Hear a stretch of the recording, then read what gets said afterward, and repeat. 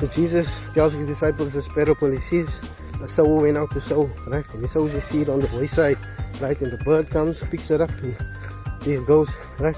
Some he sows between the rocks, right? Takes a little bit of ground, but there's no moist, right? And that's the end of it. Some he sowed between the thorns and the thistles, right? It springs up, but then the thorns and the thistles chokes it, and that's the end of it.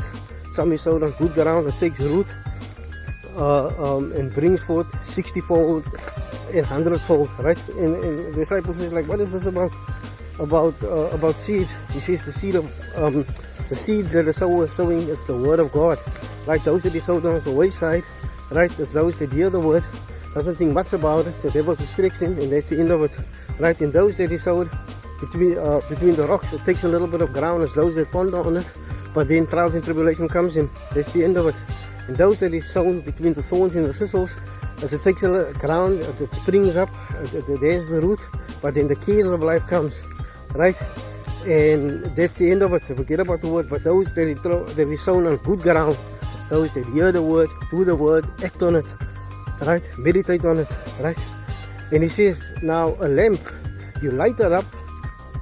When you light up a lamp, you don't put it under the bed, right? You put it on a lampstand so it can light up the whole room, right? So he's saying the word of God lights up the world, right? And so if you hear the word, you act upon it, you become a light, right? And so they came to him and said, Jesus, your mother and your brother is wanting to see you, but the crowd is pressing and they can't get to you. He says to them, listen, my mother and my brother, right, is those that hear the word and do it, right?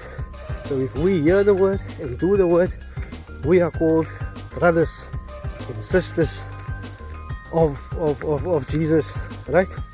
Yeah, so let us act upon the word, let us hear the word, let the word take root in us, right? And let us act upon the word so we can be brothers and sisters of Christ.